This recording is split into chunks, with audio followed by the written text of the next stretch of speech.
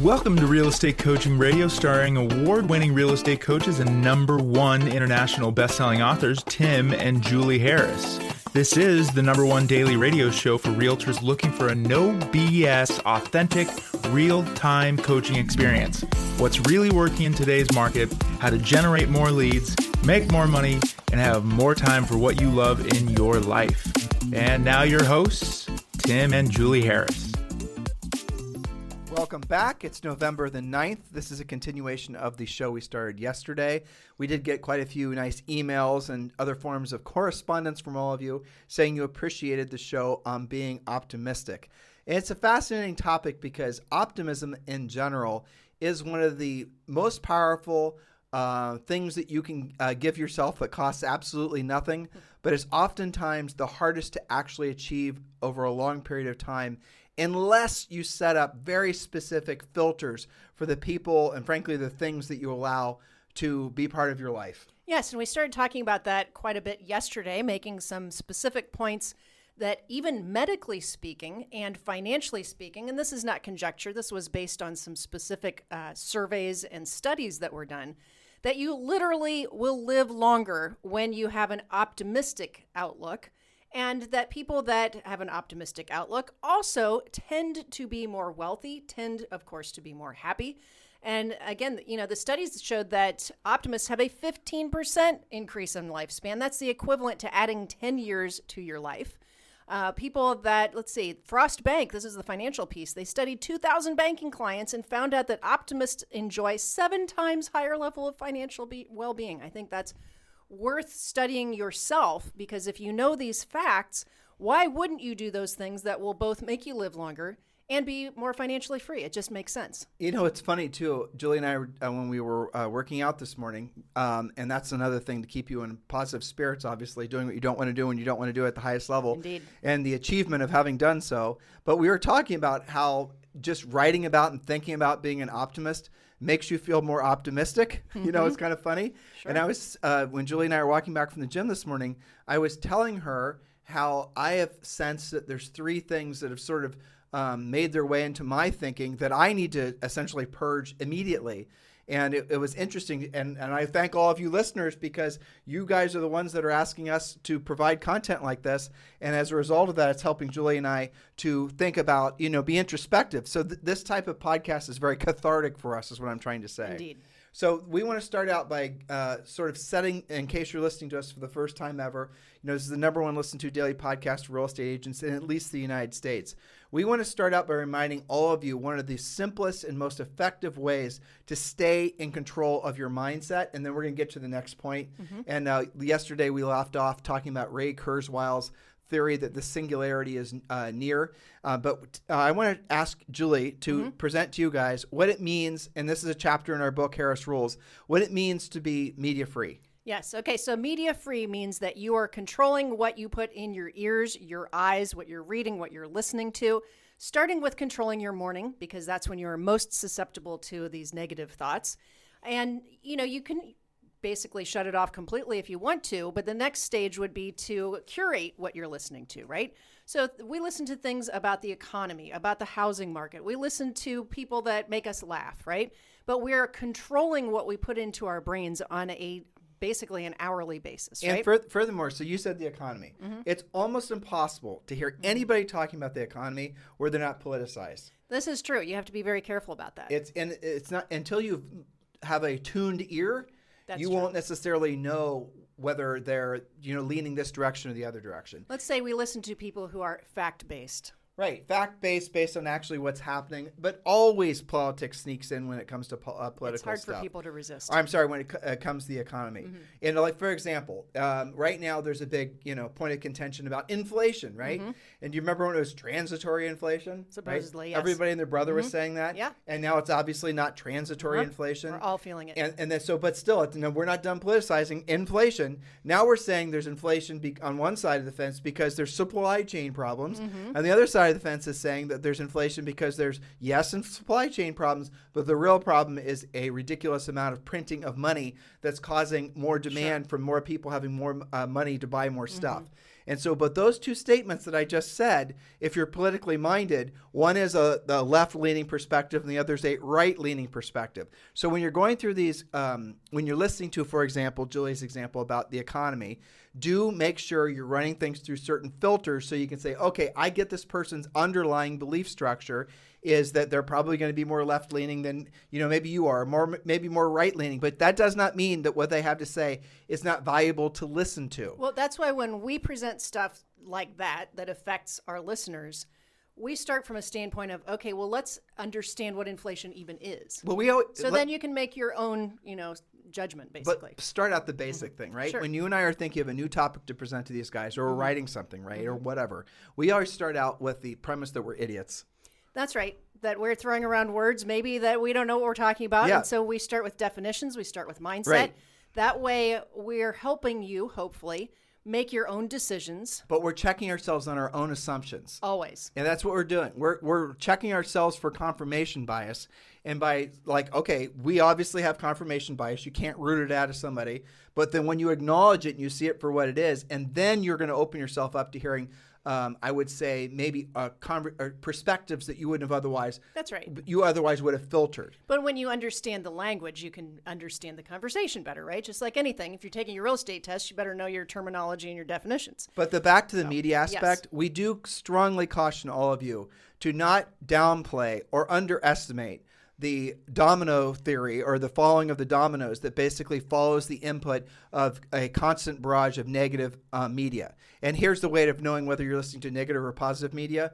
Everything on cable news is negative. Just assume it is. It is. And look, it's playing to their audience, but it's not going to put you in a position of feeling anything other than tribal. Anything that makes you feel tribal is going to make you actually move away from feeling like an optimist. It's full of opinions. And even if you liked the story, the commercial that comes after it is still going to make you feel negative. Because feeling tribal means that what you're doing is you're believing that there's an opposing force that's going to take something away or try to take something away from you. All news, all media right now is predicated based on that. Your group, our group, stirring it up. So you have to realize that no matter how smart or how wired in you think you are going to be susceptible to that tribalism. I was listening to a guy that was the head. I was a really fascinating Lex something another, his podcast, and he had a guy that was, the way he set up the interview was just like the end-all, be-all. He was Tony Fauci's boss, okay? And so this guy was the guy that was the head of everything that has to do with all this. He'd run like a Nobel Peace Prize, an unbelievable scientist. He started the human genome, where they were mapping human genomes. So a dude that's put in his time. And I started listening to this. And it took him about 5 minutes until he started making political comments. Yeah. Not like, I'm voting for this guy or this guy, but he started to make little snide comments about this politician or that politician. I thought to myself, I'm going to set that aside. And I'm going to listen to basically the value in which he brings. But people do that anymore because it's become normalized, and they keep their own world is surrounded by confirmation bias. So they're not realizing that they might be offending half of the population. Yeah, they might not even know that they're doing it, right? Right, they don't. And the bigger problem is if you're not media free and you don't have these filters in place, you could have something like that playing in the background. And you're not maybe thinking to yourself, well, I'm going to set aside that political stuff and just listen for the content. Maybe it's just getting into your head and you don't even really know it. And I think that a lot of the broadcasting today, especially the news, quote, news channels, they know that. Totally. Like they know they're trying to program you. So why would you allow your brain space to be manipulated like that? Let's give them a funny example. Sure. All right, so pharmaceutical commercials. Ugh, right? yes. You guys, here's a funny thing. Next time you see a pharmaceutical commercial, which none of you hopefully will, turn the sound off, okay, and just watch the video, and you're going to be going like, damn, I want to be rowing on a lake or sitting. Make up your own commercial. I want to be sitting in a bathtub, I want to be doing all those things. And then turn it back on and see what the hell they're talking about. Nothing to do with what you're saying. Nothing whatsoever. So what they're trying to do is they're obviously manipulating you, and they know the art and science of manipulating you, and they're convincing you got this problem or that problem. So here's the problem with all these problem creators. It does nothing positive for you. Nope. Give yourself permission to have maybe 2 or 3 months off and maybe a lifetime off of being completely media free. if you're watching news and you're thinking, well, this is innocuous, I can watch this. I'm just listening to what happened in the news today. But all of a sudden, between every break, there's all these commercials about this dripping and this leaking and this creaking. You're going to basically watch an hour's worth of news, and you're going to come back. And then what you're going to do is you're going to fire up the Google machine, and you're going to start looking up your symptoms. And there ain't nothing that that comes from going to WebMD. Nothing ever. We actually had a vet once tell us to stop Googling. Yeah, we did. So, yeah, because, it's a little bit dramatic.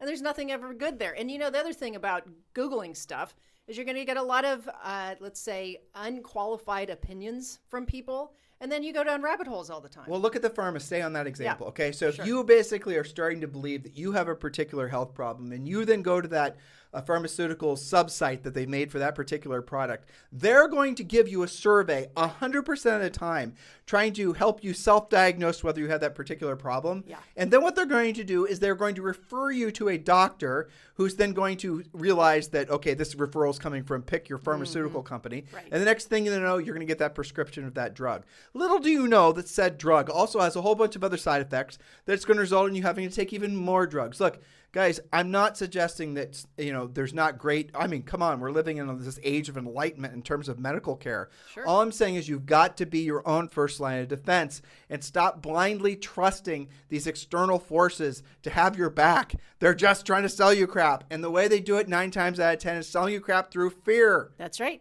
Freak you out. We got a pill for that. That's right. We got. Doesn't matter what level of freak out it is. Julie, it's funny. I was actually listening to a podcast on the they call them anti-fear drugs. Those are the types of drugs that people take like before they travel. What are some examples of that? Xanax would be one. Yeah, all those are designed to basically cause you. Basically downers, I think. Those are drugs. They're not downers. All those drugs are specifically cause you to not feel a fear. Right. But it does not remove fear. And all those drugs do have a temporary effect of dulling the senses. But essentially, there's so many people now that are addicted to all these types of things. The benzos. They think they need it all the time. Exactly. And it's unbelievable, guys. So look, doctors. But this is an example of being media free. That's Right. why we're talking about it, right? And there are many different rabbit holes. You can talk about politics. You can talk about pharmaceuticals. You can talk about and you wonder why you all of don't. this stuff. You wonder why you don't get along with your family because half of them are drugged up on something. Or they're going to come to Thanksgiving dinner. They're going to talk about some political thing you don't believe in. So do yourself a favor. Just stay away from it. And opt out all of that. Now, look, again, we're not doctors, not giving you medical advice, not telling you not to take your prescriptions, doing all those disclaimer-y type things. But just start being your own line of defense. Start using your own brain. Start realizing that for the most part, for the betterment of you, your family, and all that you care about, the best thing for you to do is completely purge any kind of external influence on your mindset because you have to protect that more than anything. Bad shit will happen in life. It always does. But wouldn't you rather have an optimistic, positive mindset when the bad shit happens? Because when the bad stuff comes, if you're a pessimist, you're just going to compound the bad stuff and make more bad stuff happen. That's right. Right. Exactly. Because as you said, bad stuff, stuff's going to happen in your life.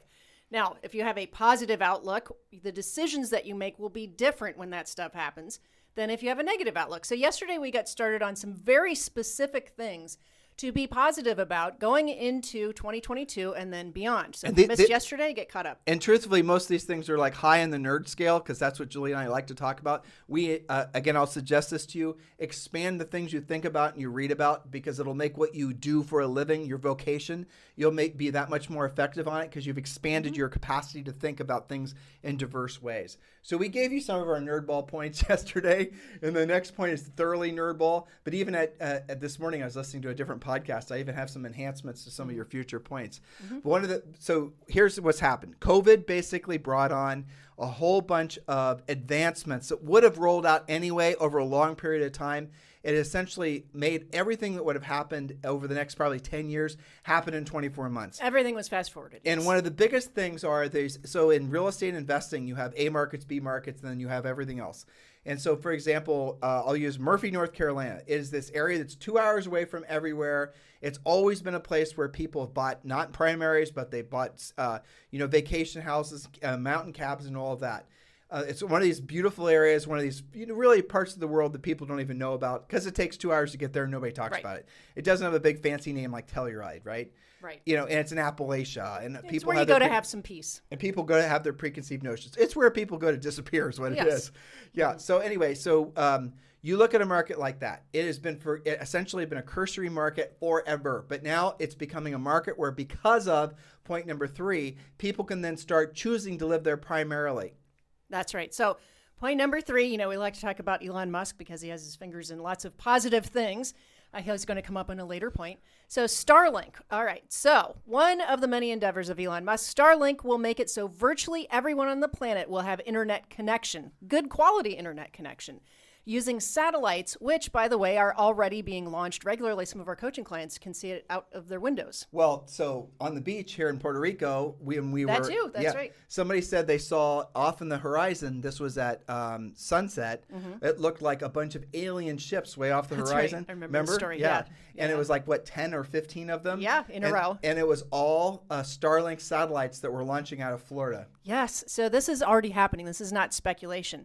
Now, Musk plans to connect all corners of the earth. He has said this. So what does this mean to you, to your clients, to your family, to your lifestyle? Well, anyone can live anywhere without geographic requirements. You could decide to live on an island, like we do, at the North Pole, it is holiday season, or in sub-Saharan Africa, and have virtually the same online experience. So I wrote, better get started getting licensed in more than one place. That's kind of a funny idea. Well, so I'll expand on this. Yes. We have been reading about what Facebook is pivoting towards. Yes. Okay, and that Meta, whatever it's called. Yeah. Okay, that is going to be something else that we all should be keeping an eye on. I listened to 3 or 4 podcasts today about that. I've been reading about it. And what's really fascinating is there's not a real definition of what the hell it actually means. This is really fascinating stuff, though. Totally. It is. And really the best way I'll use eXp Realty as an example. Sure. So eXp Realty bought a company called Verbella. And Verbella, you have an avatar. And the avatar exists in this virtual workspace. So there's this virtual work campus, and you have one that's assigned to you. You can, change the skin color, the hair, the fashion. The avatar whatever. represents you. Right, and you are the avatar. And so you can then make your avatar go to different places in this virtual world called eXp World. And you can go visit a county, you can go visit the brokers, you can hang out with other agents. There's literally a place where you can get on a boat and you can go into the water. Yes. Right, and you can go skiing. There's all these little, fun stuff. Well, that is what really is effectively the same thing as what we're talking about, the meta virtual world. The meta universe, right? And so this is another way of people are referring to it as Internet 3.0. In other words, we're now moving out of what was Internet, essentially the second phase, which was a lot of social connectivity, right? Connections with other people. And now we're moving into this meta world. Now, how do you actually encapsulate your brain around it? Beats the hell out of me. I haven't figured it out yet. Yeah, but it does relate back to one of yesterday's points about Ray Kurzweil and the intersection of humanity and technology, not just technology in general, but specific technology like nanotechnology, biotech, all that kind of thing. So I think that this is maybe a beginning of that kind of manifestation that's under development. So I watched a video this morning. I sent it to you, where they're talking about it was Facebook's video, and they were being highly speculative where the technology will go. But it was still awesome. It was really interesting. Yeah, it pisses me off when I see people picking up Mark Zuckerberg because he's not the greatest presenter. Who cares? Listen to what he's saying. Thinker. Don't get stuck on his hairstyle. Right. Or people, when we talk about Elon Musk, they're like, Elon Musk. Why are you getting stuck on that? Look what he's done. Seriously. It just doesn't even make sense to me how Modern genius people decide to dig their heels in about the silliest things based on personality, not based on results. Because it's become okay to be judgy thanks to the media. That, and because people are being, without knowing it, manipulated because, for example, Zuckerberg is not necessarily falling in alignment with mass media, the theory would go, because mass media is being displaced by Facebook and others. And so they're the ones that are painting Zuckerberg into being some sort of autonomous robot that's out to kill humanity or whatever. And so you will develop that mindset. And the same thing goes with Elon Musk. Guys, you got to set aside these precepts because it's going to pollute your ability to be optimistic and think about all the wonderful things that are coming in the future. Well, look at what they are developing. So what Mark was explaining, actually one of his subordinates was in this video, and I was watching this for the sake of our daughter and for the sake of our coaching business, what's going to happen with education. And I thought that was amazing. And so what the theory is in essence, and you've heard things like this explained before, the best way of really trying to, what he should have just said, and he would have saved himself about 15 hours of the videos, is remember the good part of the Matrix before he found out he was part of a machine, right? Right, yes. When he was walking around in the world and everything was like the same. That's basically what the meta universe will be like. But the difference is that you're not going to be unconsciously plugged into the machine acting as a power cell. You're going to be consciously, when you choose to, participating in this virtual world. Our daughter loves this software program, this app called Roadblocks. Roblox. Whatever the hell it is, right? I call it Snot Blocks. But anyway, she loves it. She's obsessed with it. All the other kids do. That is a form of this meta universe thing. It is. There's a really good one she does called Dragon City. Right. I think she has that separation, certainly. But, the graphics are so amazing, and the stories and the things she can create and the choices she can make to make her own story. All of that stuff's really cool. But it's making it so, for example, if Zoe wanted to discover ants or whatever, research whatever it was, and this is the example they used in that Facebook video, she can go in, she can put on her Oculus, and Oculus is being upgraded to this new technology, complete 3D immersive. By the way, if you guys are in our age group, plus or minus 10 years, and you've never put on an Oculus, make sure you're sitting down when you do it, because it is cray-cray. Totally. It's crazy. Yes. Yep. The first time we got Oculus, I'll sound like a horrible father when I say this, but the first time I put it on Zoe's head, she was a diver, but what I didn't know is that there was a great white shark that was going to come up and scare the diver. So here she was, standing in this room going, "Oh, pretty fish," and then all of a sudden she just starts screaming. Well, it was very real. Yeah. Oh my goodness. Anyway, yeah, that's pretty crazy. I shouldn't laugh at that. That might make me awful father of the year. What's interesting, just as a side note, the whole balance thing and to sit down when you're doing this, one of the things they do in yoga class to prove to you that your balance is so visual is they have you basically do like a tree pose where you're on one leg and close your eyes, and everybody wipes out instantly because you don't have that line of sight. Well, that's the reason they say if you get motion sick, you're on your boat, look at the horizon. Exactly. Or use the barf bracelet. What's that called? I don't remember anymore. Yeah. Anyway, It's so cool. they're going to become a sponsor, by the way, of our podcast. So it's not called barf bracelets. It's called something else. We call it barf bracelet. Relief band. Relief band, yeah. But barf bracelet, listeners. Tell us what it is. Would that not be a better name than relief band? Come on now. Well, so anyway, here's the idea. So Zoe wants to learn about, say, for example, ants. And this is the example from the Facebook thing. Sure. She puts on this Oculus thing, and then she's going to have a virtual, or not a, well, in essence, through her Oculus thing, she's going to have this experience where she's going to go down into the earth as an ant. And she's going to have the exact experience as being an ant and knowing what it's like to be an ant, working as an ant, living as an ant, showing the whole ant community in Antland, right? And that all of this is going to have been created by this new technology that, like, so for example, all the avatar type stuff that's out there right now is very rudimentary, very sort of like almost like cartoonish. The new stuff that they're coming out with is one for one. You cannot tell a difference looking at the image that that's not a real human. The scanning abilities that they're going to have to make it so that you are going to be able to essentially no longer have this, sort of gimmicky looking avatar, but your real self in these worlds, involving yourself with other real people. And let's say, for example, Zoe wants to go and walk to the top of the Eiffel Tower. Yeah. She's going to be able to do it. Now, there wasn't somebody that filmed themselves walking to the top of the Eiffel Tower like the technology is now using Oculus. It's going to be something that the AI will have created to give her that experience. And then she'll be able to have educational experiences on the way. So halfway up, she can see this important building or this important building or this important building. She's going to be able to have some history of all these. So this is the immersive education that is unbelievable if you consider it. Because what did we have? We had basically textbooks. Exactly. Binary, and occasionally on a great day, the teacher would throw up when the VCR and the TV rolled in, that was a great day. Movie day. Exactly. Yeah. And take a nap. Completely. But that was our experience educating. Now, Zoe and all your kids, and all of us, by the way, are going to be able to have these immersive, almost like Zoe seeing the shark. You won't be able to differentiate between real life and between being in this, essentially this, this meta universe experience. Sure, and it expands your world. Right. And your possibilities. You might want to, maybe you don't know if you want to study ants or not, but you can go spend 5 minutes as an ant and maybe you become intrigued by that. Well, think how much more Zoe's going to be able to learn about ants, for example, than we'll have been able to learn just reading a book. It's much more interesting, too. You'll be able to learn faster. You're going to be able to learn more completely. And then you can scale this up to retail. Like, how would you be able to use an existence in a meta universe to essentially match up with life. And here was the example. So if you're going to go, for example, you're walking down a real street and you're, again, it's all in AI. You're sitting in your chair. You're, doing what you're doing, but you're in this immersive experience. You can hear the sounds. You can see the sounds. And your eyes, when you see something and you hear it, you will actually almost unplug from your physical sensations around you. When you're in that environment, because your eyes are so dominant of all your 5 senses, and then you add to it the hearing aspect of it, you'll have to remind yourself you're not in that environment, right? So you're going to be walking down the street, and let's say, for example, there's a retail or clothing, a boutique place, right? What Zoe and Julie love to go to. And they have opened up a store in this virtual world that you're now a part of. And they want you to go in and try on clothes. Well, they showed in this Facebook video how you're actually going to have, you will have part of being involved in this, world. You're going to have had your whole body scanned.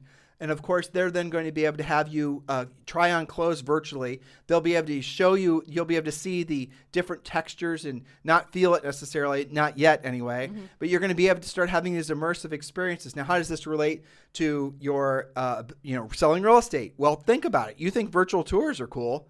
Right. You think of, what is that tour that EXP offers? The 3D tours that are really Matterport. Yeah, Matterport. Yeah. Those are awesome. Yes. Well, now imagine you're actually there. What if you say, okay, today at 3 o'clock, I'm going to walk you, Mr. Buyer, through this particular house that just came for sale, and you meet them there in this virtual environment, and you're actually able to walk them through. So you hear them, see them. You're experiencing opening the door. Now, I know this sounds science fiction because guess what it was, and it is science fiction, but this is the direction that technology is going. It's scary in some ways. Well, put all of these thoughts together, right? So let's say that I'm a buyer and maybe I want to look for a second or third home. I want to have some peace. I got to have a good internet connection. My kid is homeschooled, right? I could see something like really cool in, say, Lake Como, which I normally wouldn't have bought. In Italy. Right? But because I have Starlink, because I have my virtual education tools, I can live literally anywhere on the planet. And I can go tour that using my virtual technology and have a pretty good feel of whether I want that house or not. And this is a blind pitch, but it's still valid to integrate this at this point. If you're an EXP agent, and EXP is licensed in now 19 different countries, Italy being one of them, and you're sitting in Columbus, Ohio, where Julie and I are from, and you have a friend that's in Newport Beach, and they are talking about wanting to buy a place in Lake Como, to use Julie's example, you have essentially, if you're an EXP agent, there already is a brokerage there that you can be doing business with. Yes. You don't have a license there, but you can figure out at least how to choose an agent that you're going to be able to do business with. And then your friend in Newport and you and this agent in Italy are going to be able to walk through that house together, and you're going to have these experiences that are going to take everything to the next level. Look, we're speculating as much as everybody else is, but here's the difference. This is not just science fiction anymore, it's science fact. The computing power and the desire to accomplish this is like nothing in technology, maybe aside from when we went to the moon in the 60s. Sure, and we already have what probably in the future will be called a beta test of all of this very advanced up-and-coming technology. You've got like the Oculus, which is getting upgraded. It's not that, oh my gosh, you can do this. Here's the first version of it. We're going to make it better and better and better. Yep. So if you're not positive yet, I don't know what you're thinking. And this stuff is happening very quickly too. Right, exactly. And we talked about, Julie and I've talked about on this podcast, the Apple glasses, and we've talked about the different technologies that are coming out, the wearable type things. All of this is coming. But if your mindset when you come across any of these technology things is, they're going to try to put implants in my brain and make me part of basically plug me in so I become an energy cell for the Matrix. The negative spin. If you start sucking in that negative information, you're going to miss 10 years, 20 years. You're going to be basically like stuck in North Korea, right? You're not going to know what you're missing. You have to keep your mindset so that you can intake different sources of information. We're not running through just a set of filters that might not be serving you anymore, and then decide for yourself what makes the most sense. But again, this is Real Estate Coaching Radio, and we originally started out talking about point number 3. We haven't even gotten to point number 4 we sort of did. But point number 3, if you now can choose to live where the hell you want to live on planet Earth, and you can have connectivity that you couldn't have before. That's happening now. Yes. Everywhere. I mean, one of our coaching clients lives in Guam. Yeah. I talk to her regularly. So This is here. This is not something where you go, oh, that's so far in the future. I never have to deal with that. So the correct positive response, in our opinion, when you hear about these things, maybe you just heard about it from us, is to say, you know what, that's interesting. Let me find out more about that.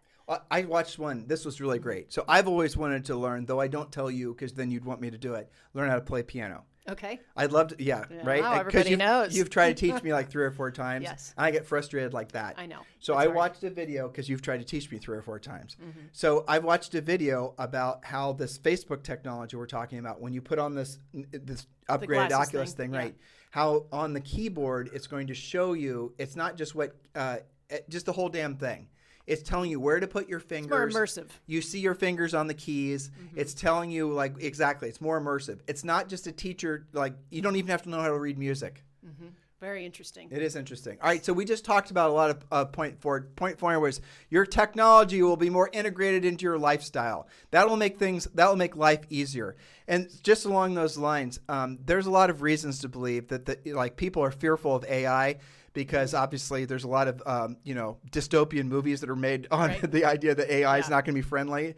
But the reality of it is it's going to be making your life easier. And there is a reason to believe that with the integration of AI into our lives, the advancement of human education, learning, again, just going back to Kurzweil's theory with regards to what are we calling it? Not synchronicity, the singularity. Singularity. Okay, these are all the things that are going to advance this at a faster pace. So remember we were talking a second ago about how COVID essentially opened the door for normal expansion that maybe would have happened over 10 years. Now you're going to see, and again, you guys should plug into this because it's pretty fascinating. You're going to see what would normally take, like I'm 50 and Julie's maybe 50. A little less. A little less, yeah. Well, so in our lifetimes, technology happens slow, right? I remember when a cell phone went from looking like a cinder block to something you could actually take with you without needing to go to the gym every 2 days to make your arm strong enough.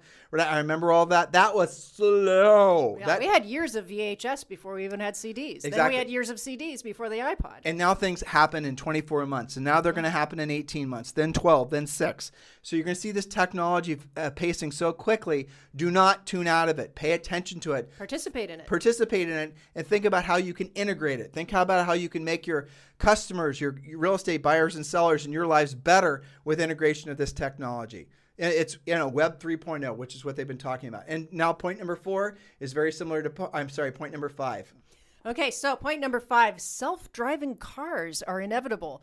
We're moving toward fully autonomous cars and trucks that will drive us instead of us driving them. There are 6 levels of evolution that the manufacturers are working through. We're now entering into stage 4, where the driver is needed but doesn't have to observe all of their surroundings. By level 6, cars will be fully automated and the driver will have the option to participate in the driving or not. So have some optimism for your ability to go more places with a higher degree of safety, certainly less driving stress, no more crashes, drunk driving, or getting lost. You could take a nap on the way to your vacation spot. How much more would you do and see? Again, your world is getting bigger. Well, so the self-driving cars, the technology that's going to come from that is coming from that, opens the doors for a lot of other automation and transportation. You can just let your minds wander. But the one thing you have to be thinking about is, most people live their entire lives with that. I believe it's a 25-mile radius of where they're born and where they die. So if you now have the ability to travel more freely, aren't you? And why do people do that? Because they feel secure in things that are familiar. They know this way. They know how to get here. They know how to get there. They know, predictability. Bob the barber's been there since they were a kid. Predictability. They feel more secure. Again, it's that tribal mindset. Now, what if all of a sudden you have the ability to travel with essentially removing or eliminating all the natural fears that you would normally have? It opens up all kinds of things, which leads to point number 6. Yes, point number 6, space tourism. Yes, that's right. In our lifetimes, we will be able to go into space as civilians. It's already happening. Yeah. Elon Musk, again, is leading the way to make it more accessible. So from space.com, because, we like to research what we're interested in. On September 15th, 2021, SpaceX's first all-civilian space flight was launched. It was called the Inspiration 4. And that was the first mission with no professional astronauts on board, the Crew, it's called Crew Dragon. Instead, the mission was privately funded by billionaire Jared Isaacman, who was accompanied by 3 other crew members. In a teleconference announcing Inspiration 4, Musk said, quote, "At first, things are very expensive, and it's only through missions like this that we're able to bring the costs down over time." But let's level off there. I was astonished that humanity didn't celebrate the fact that 3 billionaires spent their own damn money to try to move the whole space travel thing onto the next level. I was astonished by the number of people that thought that was something that they could criticize because there were men wealthy enough to essentially invest in something that's going to advance humanity. I know. It doesn't make any sense. You know, this is not that different, certainly technologically it is, but maybe not for the times, than, you know, people who got wealthy from building the railroads and building the electricity, the grid, all the roads, right? What other advancements come from, essentially, the commercialization of space travel? How are those advancements going to help humanity on the long run? What other types of, just all the technology that must be created for these things to actually start happening is extraordinary. Absolutely. And again, this goes back to the Kurzweil idea of the singularity. This is something else that's all part of this. This going back to what Julie and I were talking about the meta universe and all these other, you guys see how all this synchronicitous stuff is happening? I mean, that's the very definition of it, but it's happening so quickly. It's before it was just, oh wow, there's these 3 or 4 things that happen all at the same time. There must be something magical. Now it's thousands. It's because we've gotten to the point where humans' desire has matched their ability to create. And now, unfortunately or fortunately, depending on your perspective, that technological creation and the advancement of it, it's going to go beyond what humans are mentally capable of doing themselves because of the advent and the real maturity now of artificial intelligence. Well, we have to try to keep up. Yeah, well, we You can't. know, Honestly, we can't. I mean, it's part of Kurzweil's theory and many others that AI is going to outpace humanity. And it is, again, if you want to look at a dystopian perspective on this, that AI might just wake up one day and say, I'm done with all those stinky humans. Right, those stinky humans just do nothing but slow our advancement down. Well, again, this goes to Elon Musk is talking about the fact that that's the thing he's most fearful of, is that AI might question the need for humans now that it can pretty much do everything on its own. Maybe that's a thing to worry about. Maybe it's not. Right? I'm a real estate coach, and we don't know what we're talking about. Well, we watched the movie Finch the other night. And, you know, I always get a little nervous when it's all dystopian this, dystopian that, right? And my first thought was, when is the robot going to turn on him, right? When is the AI going to just make this movie really kind of suck? And I'm not going to ruin it. You mean Jeff? Jeff. Yes. So I'm not going to ruin the punchline of the movie. You guys should all watch it. I thought it was really good. It's a Tom Hanks movie. But it didn't happen like that, is all I will say. And so I would contend that it's too soon to tell. So let's level off here today. We can talk about the next point. These are good points, Julie. You came up with some fun ones. Yeah. Well, you know what's interesting about this that I was reflecting on is that, remember back probably about maybe more than a year ago now when we were doing our Sunday shows and we were speculating that maybe we're on the edge of a renaissance. It felt like it. And maybe not all of COVID is going to be a bad thing, that we all had time to be at home and concentrating and advancing technology. That's what it's starting to feel like to me. Yeah. Well, I mean, for us to have been able to predict that didn't take a high horsepower IQ. I'm not trying to take credit. I'm just saying. Because after every pandemic, there's always been a bit of a renaissance in sometimes all aspects. And this is going back to the beginning of recorded history. So it only made sense that the bounce back from that, it would create all kinds of positive momentum. And that's exactly what's happening. And the interesting thing is the convergence of all of those things advancing at once. Yeah. So be optimistic, guys. Please. And look, this is right. This is November. We know a lot of you, 80% of you, are ratcheting down your businesses and you're not necessarily in the mindset of, real estate, and we get it. So we're trying to give you guys some alternative information to keep you engaged, to keep you optimistic so you don't lose mental momentum as you go into the new year. If you've not yet completed your 2022 business plan, it's not too late. Text the number 2022 to 47372. That is your fill in the blank 2022 business and personal life plan. And it's at 63 pages. It's probably 80% of it's educational content, and then the last part is the actual business plan and life plan that you complete. If you've not yet done that, and this is an updated version, please text 2022 to 47372. Text 2022 to 47372, and we'll text you back a link. So we will pick up tomorrow on the Optimism Show. And yes, listeners, a lot of you guys have asked us where our prediction show is. We are working on it, and we're working on trying to come up with predictions that, like, what happens is one person writes, like Nar will write real estate predictions, and then within 2 weeks, a whole bunch of other people have taken the Nar points, slightly changed them, and then repeated what Nar said. Or it could be, somebody else.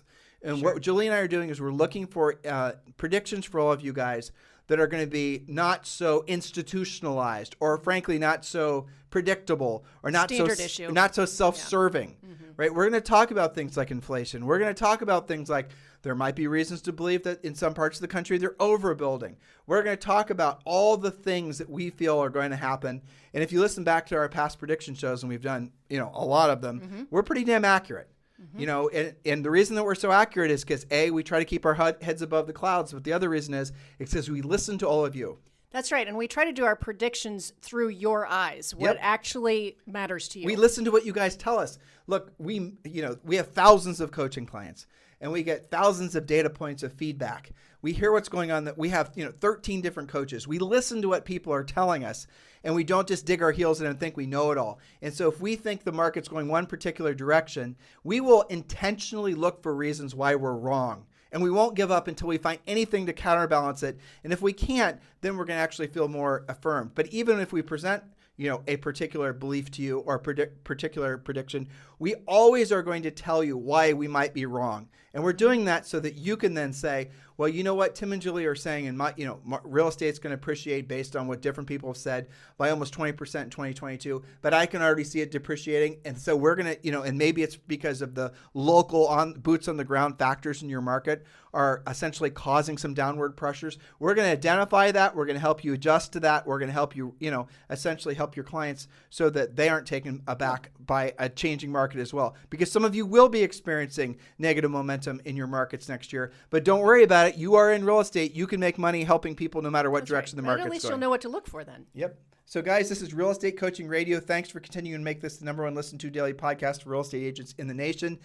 Tens of thousands of you appreciate this podcast. We appreciate you appreciating it, and we'd really love it if you guys could give us a 5-star review on iTunes. It really does help us in the rankings on iTunes to get the word out. So please do give us a 5-star rating on iTunes. Go ahead and do it now. Consider that your Christmas present to Tim and Julie. There you go. You guys have a fantastic day. We'll talk with you on the show tomorrow. This podcast is a part of the C-Suite Radio Network. For more top business podcasts, visit c-suiteradio.com.